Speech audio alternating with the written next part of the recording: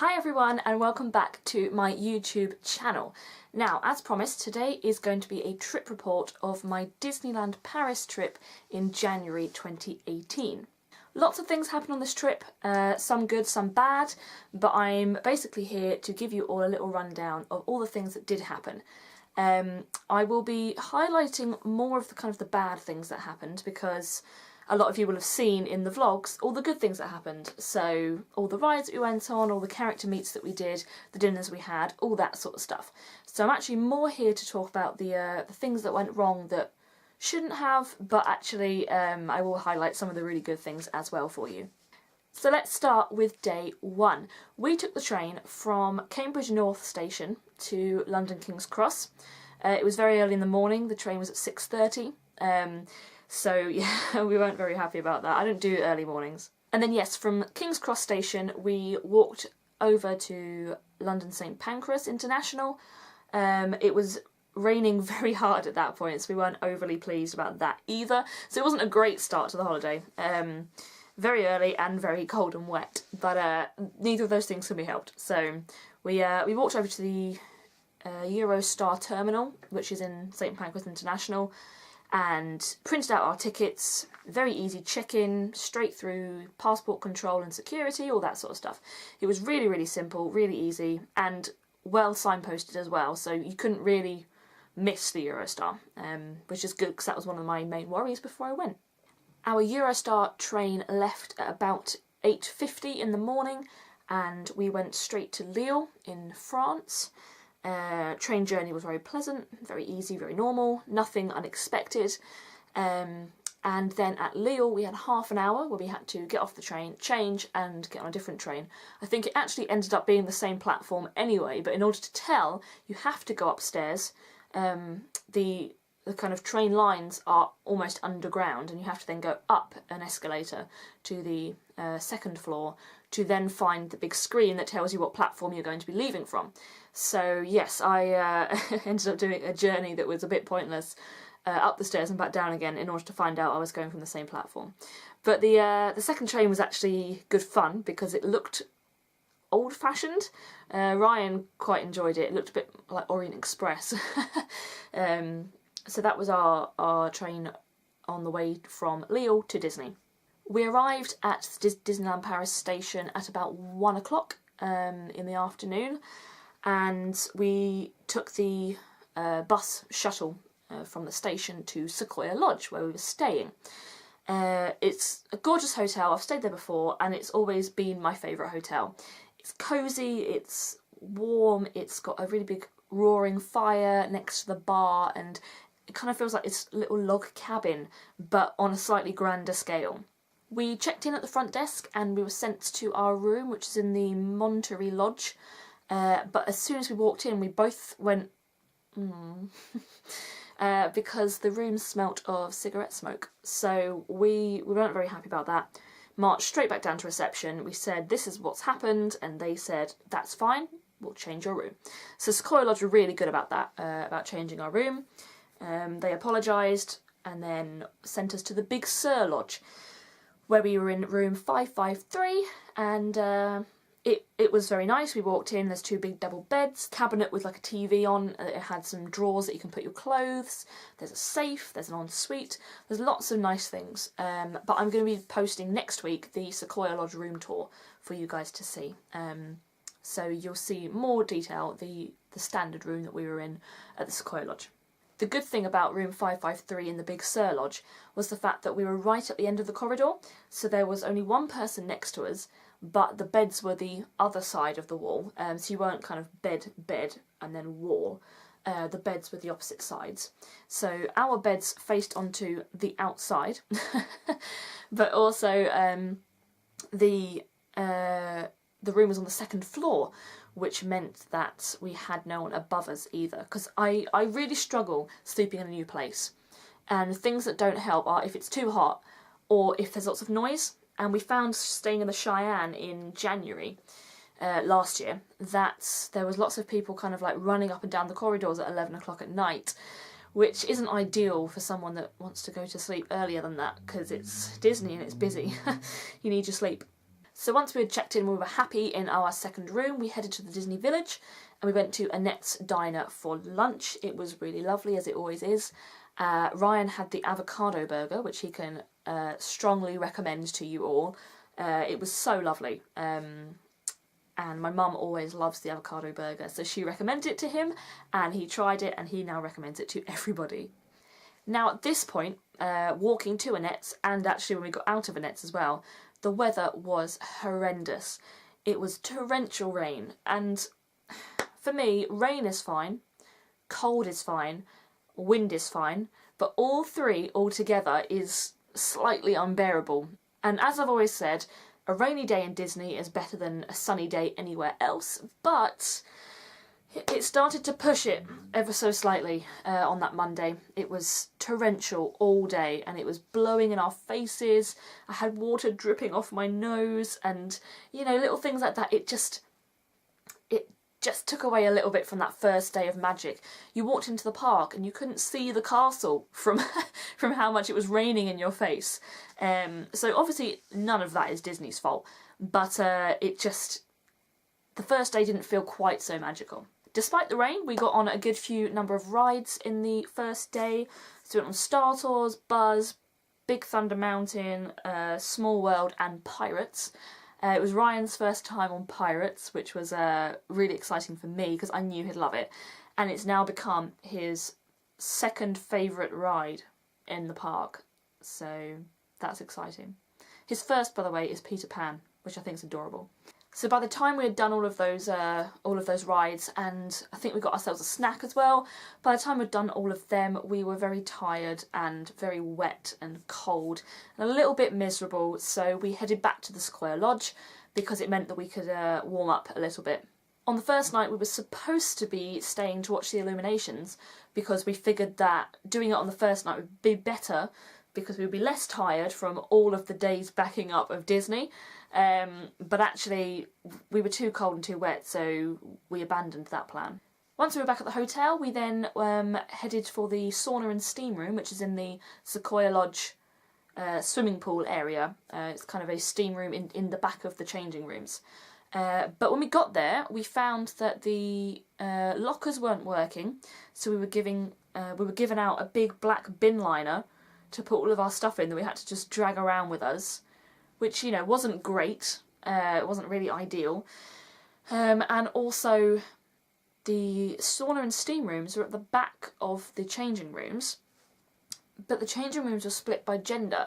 So there was a female changing room and a male changing room, and therefore a male sauna and steam room and a female sauna and steam room. So Ryan and I couldn't enjoy the experience together anyway.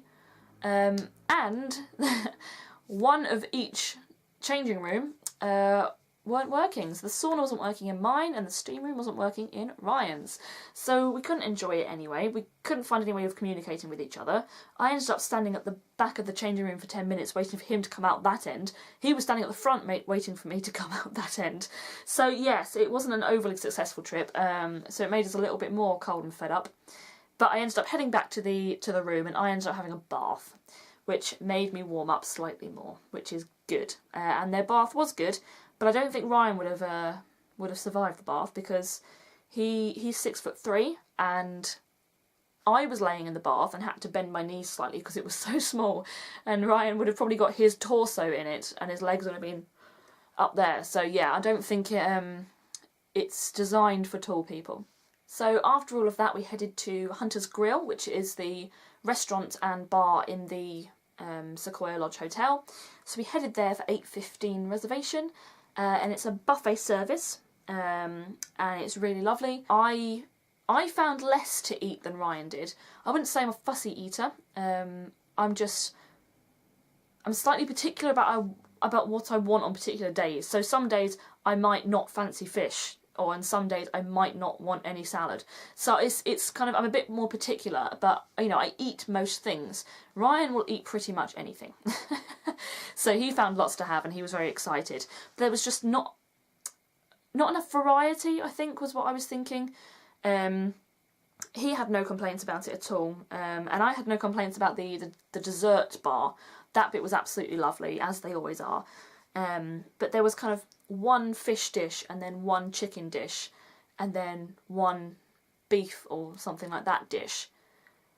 Or you could then have something like chicken nuggets and chips, which is also not what I really wanted. I wanted something a little bit fancier. But I'm sure for other people that are less selective about what they want in a day will find it okay. The service was great as well, so we can't really fault that.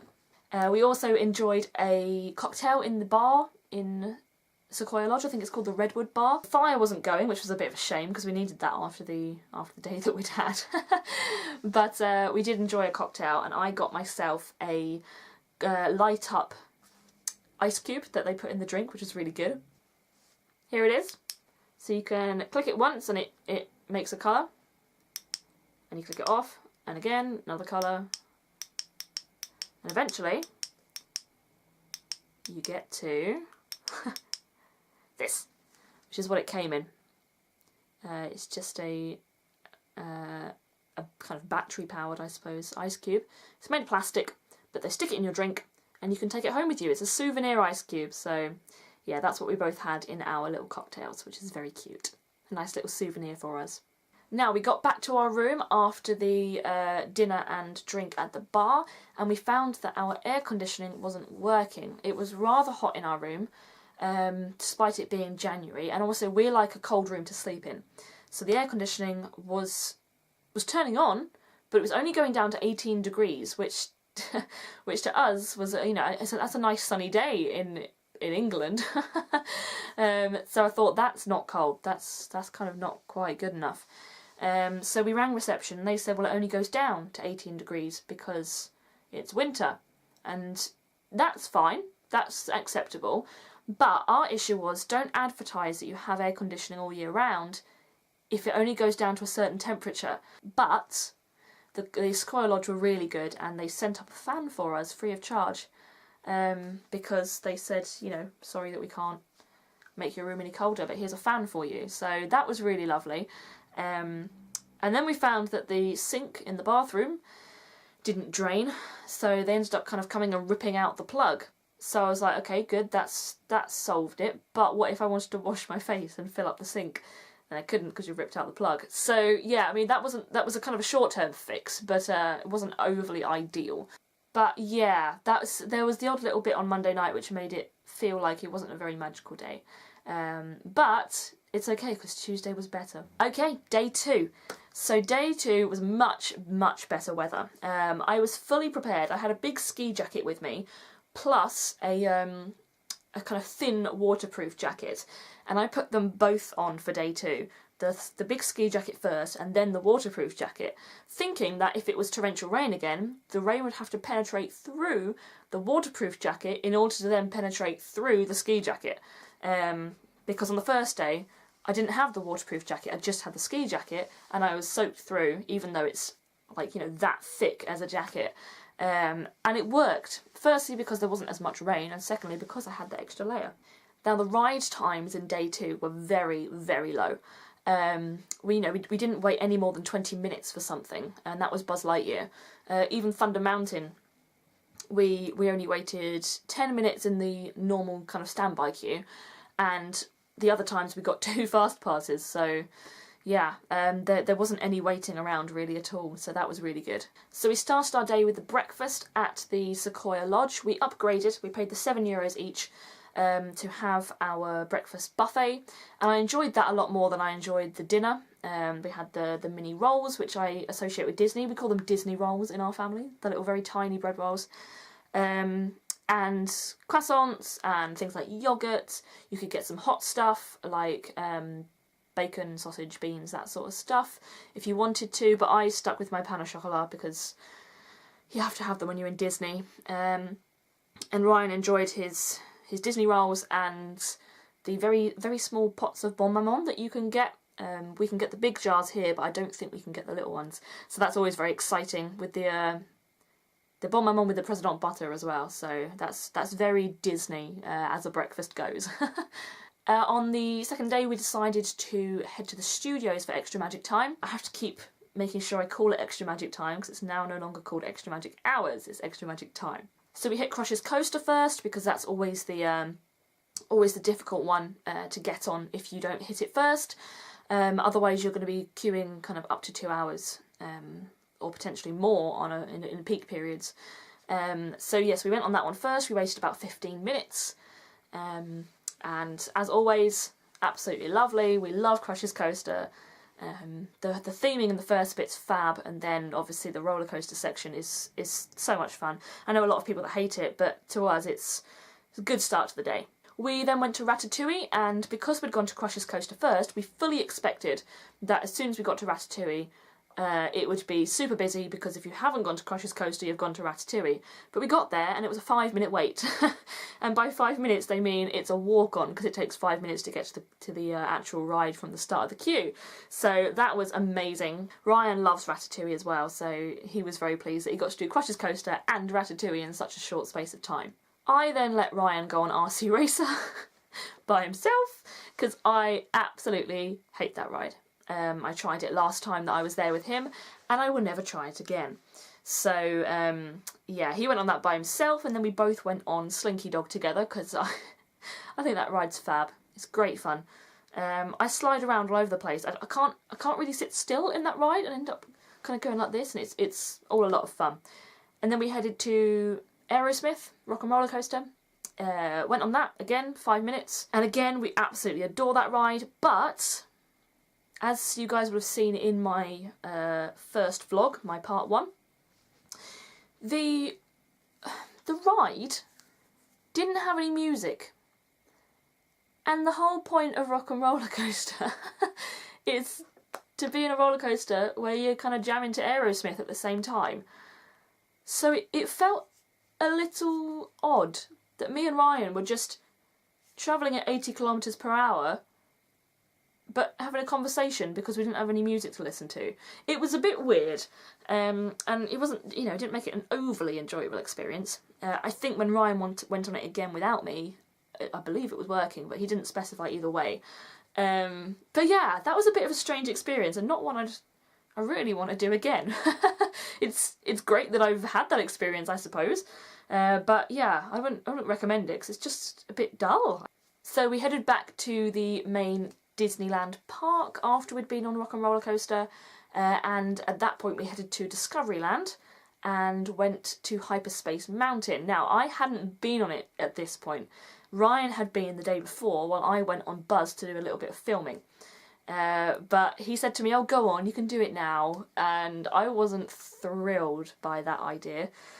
Mostly because I'd only been on Space Mountain Mission 2 once in my life, and it was in 2006, because it was a ride that my family hadn't really been fussed about going on. So because they weren't going on it and I didn't want to go on it by myself, I'd never really been on it. I'd been on it once in 2006 when we were with another family and they were all going on it. And I'm not overly brave when it comes to new rides, as you'll all know with my Tower of Terror experience, because I still haven't been on it. I'm not overly brave about new rides. I'll usually send Ryan on first, and then he'll come off and he'll say to me, "Oh, it's a bit like this ride that you've been on," or no, you'll hate it. And I usually will trust his opinion. But he said to me, "You'll love Hyperspace Mountain. It's like Rock and Roller Coaster." So I said to him, if it's 5 minutes or less, then I will go on it, because I don't want to stand in the queue and think about the fact that I'm going on this ride, because I would just panic. We got the app up and we saw it was 5 minutes, so off we go, head to Space Mountain, and then we get to the ride entrance and suddenly the queue time changes to 30 minutes, to which I go, "Nope, not happening, not going on it." I said 5 minutes, it says 30 now, not happening. And I was thinking, whew, because I got out of going on it. So Ryan goes up to the person at the front of the queue, the cast member, and he says, "Is it actually 30 minutes? And then she kind of goes, "Well, yeah, 30 minutes means 30 minutes. And he was not convinced at all, because he'd been on it the day before, and the queue was kind of visible from outside, and it wasn't even 30 minutes the day before. So he was not at all convinced, because we couldn't see any people queuing. So, but I said, "Oh well, I said 5 minutes, they say it's 30, so we're not going on." To which a lovely, lovely French man came up to us and said, "Oh, I've already been on this so many times, you two can have my fast passes." So there was a part of me that was going, oh, what a lovely French man. What a lovely, lovely guy. But also, a part of me that kind of went, what an irritating French man. Because it now means I have to go on it. And there was an English woman standing, obviously with a buggy with a child in it, so her family must have been on the ride. And she started laughing and she just said to me, "You don't want to go on it, did you?" And I was like, no, I did not. But now I have to because I have a fast pass. Ryan was giddy. He was so tickled that I didn't want to go on it and now I have to because we have a fast pass from a lovely French man. So yeah, wasn't thrilled about that. But I went on it and I survived. I prefer Rock and Roller Coaster for the smoothness of the ride, I think. And I liked the fact that the Star Wars theme happens as soon as you get shot up the cannon. That's pretty cool, with all the Star Wars projections as well. But I, in my ride photo, I didn't look too happy. So head over to my Instagram to have a look at my ride photo. I don't even look scared. I just look bored, which is slightly odd. So yeah, head over to my Instagram, which is linked down below, to see the difference between my Space Mountain ride photo and my Rock and Roller Coaster ride photo. They're very different. We then headed over to Fantasyland, and we did the meet and greet with Winnie the Pooh and Eeyore at 10:45. Now, we struggled to find the location. It just said near Princess Pavilion, but I mean, in the grand scheme of things, Pirates is near Princess Pavilion compared to the Eiffel Tower. Near Princess Pavilion is not a very accurate description. So just for those of you who want to know, if it says near Princess Pavilion, it's probably going to be the entrance of Princess Pavilion. As you're looking at it, go round it to the left, and it's kind of a little umbrellaed area between Princess Pavilion and the Windmill kind of snack shop. You have to kind of go round this little kind of curvy bit to then get to the umbrellaed section. I think it's also near a smoking area, so if you know where that is as well, then that's where the Winnie the Pooh meet and greet area is. So we got to meet Winnie the Pooh and Eeyore. We got their autographs, as you saw in my last haul. And I had my Diddy Pooh with him, which is my little kind of like cuddly Winnie the Pooh toy. He's very small and very cute. And I showed Pooh Bear my Diddy Pooh. He absolutely loved it, as I thought he would. It's always great when you have something different to bring to a character interaction. Obviously the characters are all often signing autographs, they're often taking pictures, but if you have something with you, either a prop or, you know, a set of ears or a t-shirt or even a ticket, if you've got, you know, Minnie Mouse on your ticket and you're meeting Minnie Mouse, then it's something else that they can interact with you with. I would suggest if anyone's ever nervous about character interactions and what to do and what to say, the best thing to do is come up with a question, because the characters speak English and French. It's, you know, it's a requirement. The characters have to, and if you have a question to ask them, then it's something that you can do as a first instance. You can ask them their question, and then they can kind of like react to it. Or if they're a speaking character, they can speak back to you. So there's something a little bit different, and obviously that's what I got with Winnie the Pooh when I gave him my little Diddy Pooh. So he was very, very excited. And again, on my Instagram, there are some wonderful pictures of me, Ryan, Winnie the Pooh and Eeyore and my Diddy Pooh. We then went to the Disneyland Hotel to explore a little bit. We love going in there. It smells wonderful, and it's so fancy and grand, and you feel like a princess, and I am definitely going to stay there one day. One day I will stay there. We visited the shop in the Disneyland Hotel, and we found all the exclusive Paris Pandora charms as well, which are in the shop there. We had a little look around, and then we headed back to our hotel for an hour's rest. After an hour, we headed back to the Studios Park because we had a reservation at 5 o'clock at Bistro Chez Remy. So we went and did that. Very lovely 3-course meal. So we had a range of things from salads, steaks, mousses, profiteroles, that sort of stuff. All very lovely. Some of it's in my vlog, part 1. Some of it's not, because I saw the food and wanted to eat it. So, so yes, we had a lovely meal there, great service. The only complaint we'd have about that, I think, is that they chose to seat everyone all together. There were all these seats that were free, but the kind of 4 families that came in with us, we were all sat kind of squished in these little tables all together. And I'm sure there's a reason for that. Because I've never worked in a restaurant, I don't know. If you have any suggestions as to why that could be, let me know. But it kind of then made for a less like lovely, intimate experience. It just was more like you're sharing your meal with all these other English families.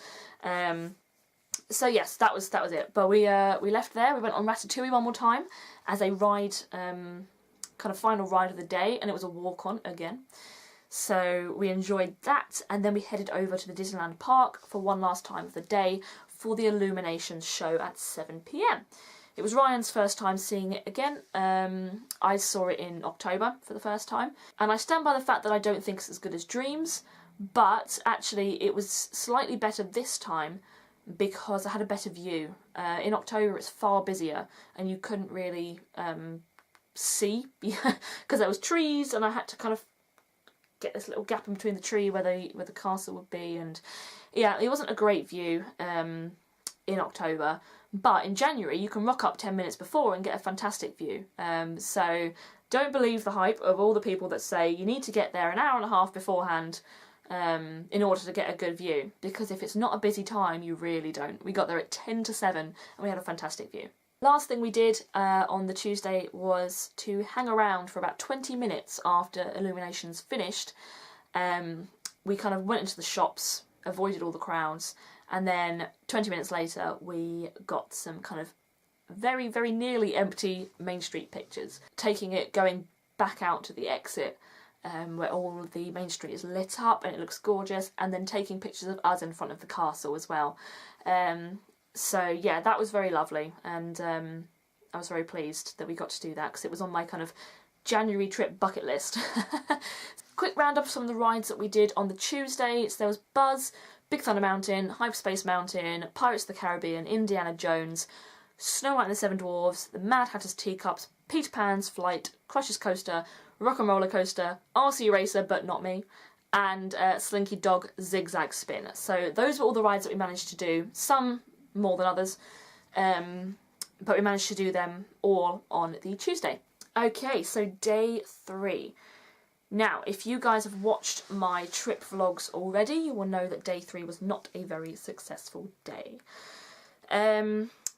Tuesday evening to Wednesday morning, at about midnight between the 2 days, I woke up feeling very unwell and then ended up spending the next 5 or 6 hours in the bathroom, very, very unwell, with what we assumed at the time was food poisoning, but we suspect now was actually a stomach bug. The actual kind of physical symptoms only lasted about 5 or 6 hours, which is good. But it meant that when Ryan woke up the next day, he went to the parks by himself because I was not going to go in at all. I was feeling so awful. I hadn't had any sleep, and I'd, been sick all night, and it wasn't great. So I was saying to him, go into the parks, enjoy yourself, have a great time. It's not your fault I'm ill, all that sort of stuff. He was a bit reluctant, but eventually with a little bit of kind of pushing, I said to him, you can go on all the big rides that I wouldn't want to go on, off you go. So he went in, and he went to the park, the Disneyland Park and the Studios Park, went on some of the bigger rides, and he came back with some presents, which was very lovely. My porg, like I explained in the last video. So yes, he ended up spending some time by himself. What I do know is that he did the breakfast voucher in the park. So he went to En Coulisses, which is in the studios, in Studio 1, the really big kind of almost warehouse looking building that you walk into as soon as you arrive in the studios. On the right hand side there, En Coulisses, he seemed a bit about it. There wasn't much to say whether it was great or whether it wasn't. I certainly think that those breakfast vouchers, if you get it for free, great. But I wouldn't pay to have any of those set breakfast meals in the parks because I don't think they're worth the €13 or something that they are priced at. But if you get them for free, then yeah, they're worth it. So after going on a whole bunch of rides, Ryan then had lunch at Toad Hall. He got the double fish and chips, which is something that he was very excited about too. But I think he was also a little sad that I wasn't there to share it with him. Not the food, just the experience. He would never share his food with me. I, in the meantime, was kind of stuck in the resort. I was stuck in my room, really. I didn't venture out anywhere. I was feeling too unwell. Ryan arrived back around 1 o'clock. I managed to get a little bit of sleep, but it felt like more of a doze than a sleep, so I still wasn't feeling great. I was feeling very sorry for myself because I'd missed out on a whole day of park ticket. I'd not been able to go to Captain Jack's, which was my choice for reservation, as you guys know if you've seen my videos. It was my choice of reservation, and I didn't get to go. And I didn't get to have a Casey's hot dog, which is what we were planning on doing. So yes, there was lots of sad things that I was thinking when I was in the hotel by myself. We also only had 2 channels on the telly. One of them was Timon and Pumbaa's safety video. For those of you that have been, you'll know how annoying that is. And the other one was French Disney Channel. They offered English Disney Channel, but then when we go on the English Disney Channel, it actually is just a rerun of lots of Sky Movies trailers, which is strange because you should offer Disney Channel and it should be Disney Channel, surely. Our TV was registered to the wrong person, so it didn't even have Ryan's name on it. It was some other random person. Yeah, lots of things about that day were not great.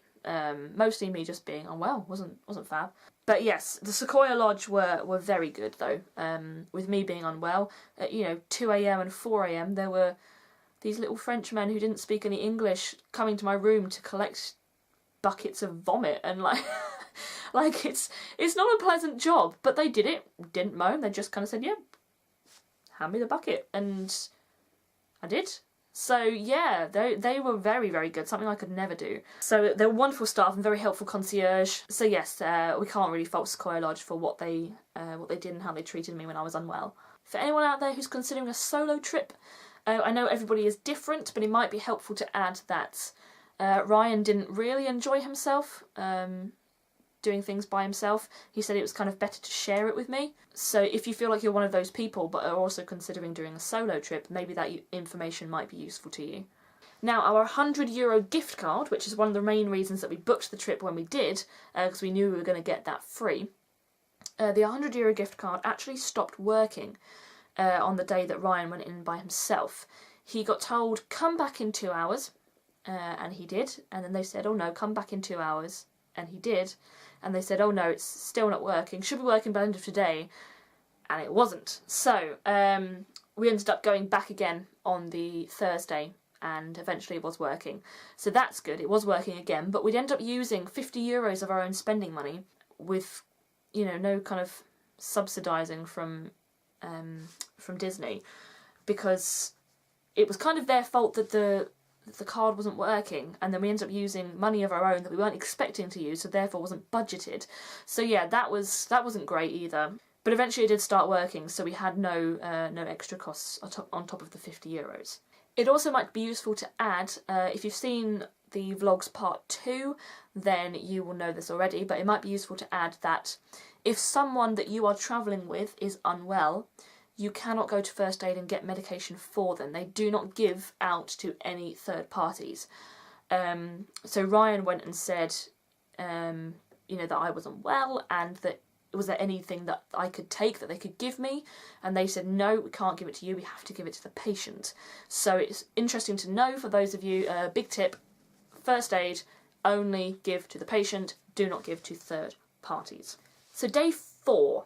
Day 4 was our checkout day. We had to check out of the Sequoia Lodge. I feel like if I was kind of still being sick, then they probably wouldn't have had a choice but to keep me there. I don't think they can kind of turf someone out on the street when they're still unwell. But yeah, I was fine enough to leave the room. It made me nervous though, because it meant that I had nowhere to go if I was feeling unwell. It did make me nervous how long we had to spend before we got the train home. So we were in the park from kind of 9 o'clock, and our train home wasn't till 6:50 in the evening. So that's a long time to spend when you're not feeling well at all.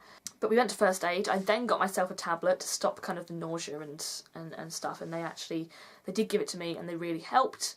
They didn't ask me any questions. They just said, what's wrong? I explained. They gave me a tablet. They didn't say, are you allergic to anything? They didn't ask to see any medical records. Whereas I feel like that couldn't ever happen here in England. They just kind of give you anything. It's great. I love it. But I'm not sure other people would be so thrilled to hear that they can give out medication willy-nilly. So we spent a very slow day at the parks doing some of the kind of tamer rides like Snow White, Buzz, Peter Pan, things like that. Had to take it very slow, no rushing around, and definitely no roller coasters for me. Ryan went on a few by himself while I just kind of chilled out on a bench or wandered around the shops. But because I wasn't feeling very well, we took the opportunity to meet a whole bunch of characters. So we met Daisy, we met Mickey, we met Darth Vader. They're all fantastic meet and greets, and we got such a long time with them all as well. You didn't feel like you were being rushed ahead. You'll have seen all 3 of those meet and greets in the part 2 of the vlogs, because we did film them. And Mickey, just for reference, was in his Meet Mickey Mouse theatre at the back of Fantasyland, just next to Fantasyland Station, next to Toad Hall. So yeah, just at the back of Fantasyland. Go past Dumbo and you can't really miss it. Daisy was on the right-hand side of Main Street as you look at the castle, just before you enter Discovery Arcade. So she was hanging out there, and Darth Vader was at his starport building in the middle of Discoveryland. It's next to Star Tours. We queued for 15-20 minutes maybe for meeting Peter and Wendy, which is just as you go from Fantasyland into Adventureland, past the Chalet de la Marionnette. You can look at Skull Rock and they've got that meet and greet there. It had been raining, so that's why we think that the characters didn't actually come out. Yeah, we waited there for a long time because I really wanted to meet Peter and Wendy, but Captain Hook ended up coming out instead. But he came out, we were right at the front of the line, and he came out and went to his meet and greet spot, which was kind of at the back of the line. So everyone just turned around and then we were at the back, so we thought there's absolutely no point in waiting in a queue for someone that I didn't really care about meeting anyway. So yeah, that was upsetting, but that can't be helped because it does actually say on every meet and greet sign, these character meets are subject to change due to adverse weather conditions. Yeah, I mean, can you imagine coming out with all your hair and makeup all nicely done and then suddenly it's raining? Kind of might ruin the character magic somehow. So after that we went into the studios because Ryan said, shall we ride Ratatouille one last time? So we did, and we went there to do that. And we noticed on the way out that Crush's Coaster had a fast pass queue, which was a very, very big deal because fast pass queue in Crush's Coaster isn't a thing. And Ryan said that wasn't there yesterday, so it was very exciting. We went and asked the cast member, and the cast member said that they were testing it. It was from the Thursday to the Sunday to see if it's something that would work, and you could get the fast passes from the Flying Carpets over Agrabah fast pass, which personally I think is a ridiculous ride to have a fast pass for, because it's not that great. I don't know why it has a fast pass and Crush's Coaster doesn't, but yes, temporarily they were having a 4-day fast pass queue. Yeah, I don't know how it worked out, but apparently they're having a meeting in April to decide whether it stays permanently and whether they have 2 queues, standard and fast pass, or 3 queues, standard, fast pass and single rider.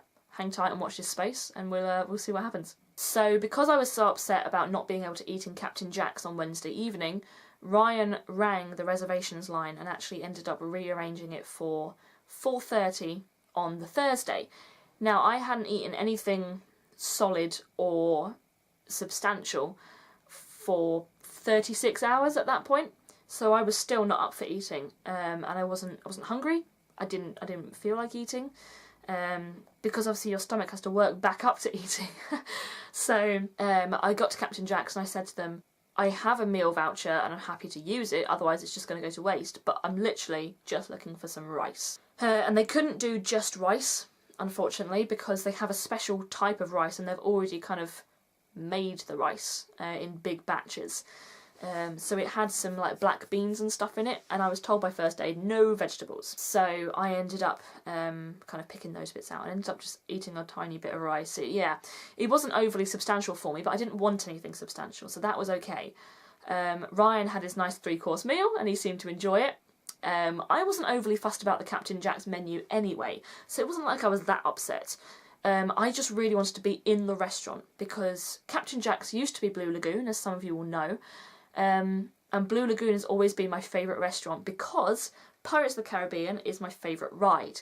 And Blue Lagoon / Captain Jack's is in the Pirates of the Caribbean ride. So you can see the boats all going past and it's just a wonderful experience.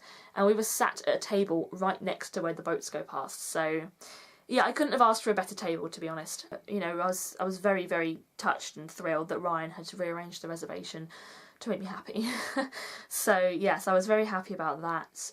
I wish I'd been feeling better, so I could have eaten some of the food, but it was a good situation having followed a bad day. So I was thrilled. We actually then put in a cast compliment on our way out when we went to City Hall, and we said we'd like to pay a compliment to a cast member, please. Filled in a form, and we talked about Giuseppe, who was the waiter that served us, who at times it seemed like he was struggling with the English to French translation. But you know, that didn't frustrate us or anything, because you know it must be really hard to do that. But he was getting kind of noticeably upset that he couldn't get the words that he was trying to get out. But he was wonderful to us. He was very nice and bubbly. And he was so accommodating with the things that I needed. And he said, "Do you want some rice?" I said yes, and he said, "Do you want any mashed potato?" and things, you know. So he was asking us things that I would want to make sure that I felt happy. So I was thrilled with the way that that Giuseppe was treating us both.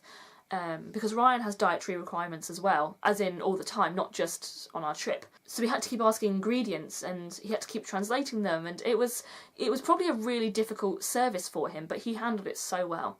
And we got told when we made the cast compliment that actually it's going to go straight to his management and to him directly. So that's really nice that we've made a little bit of a difference, hopefully, to his day. So after we did Captain Jack's, we headed back to the Sequoia Lodge and picked up our bags. We'd left them at the luggage service at the hotel, which is completely free if you're a guest.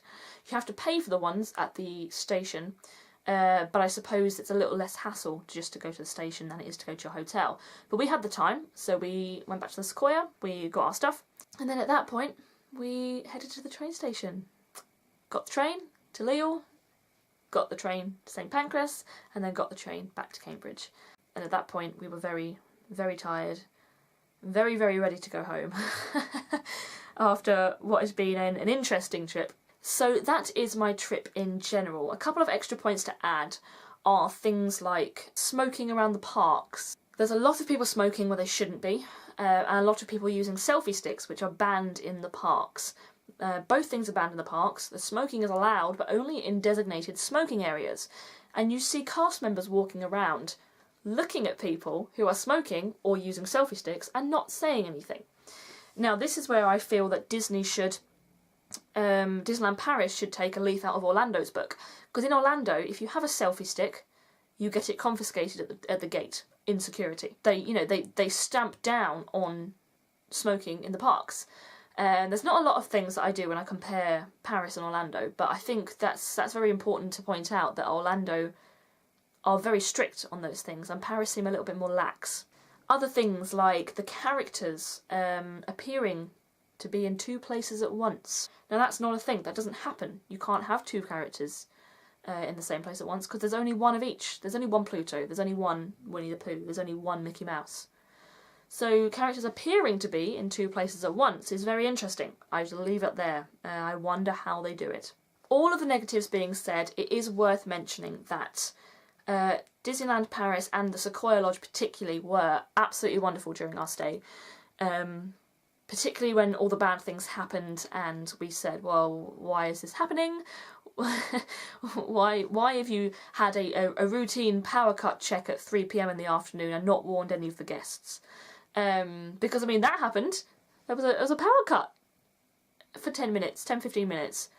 But I was trying myself to get better, and it was all very confusing, and I was thinking, why is there a power cut? Why is there something else going wrong? But yeah, they did a lot. They did a lot for us. and they're very, very helpful, especially when I was unwell, and we couldn't ask any more of them, really. So we can't fault Sequoia Lodge. We just wish that the things that went wrong hadn't have gone wrong in the first place. And we have sent an email to Disney just to let them know the things that have gone wrong. The Sequoia Lodge suggested that we send an email and just say, these are things that have gone wrong, just to let you know. And we're hoping for some sort of email back just to say, we're sorry this happened, we hope you visit us again. Your comments will be passed on to the Sequoia Lodge team and the management. That's kind of what we want, an acknowledgement that our comments matter. That's kind of what we want. So as you can tell, that was a trip full of good points and a trip full of bad points. It has been one of the most negative trips to Disney that I've had so far, and it's my 16th trip. So I mean, that's pretty good going, that I haven't had many negatives on 16 trips.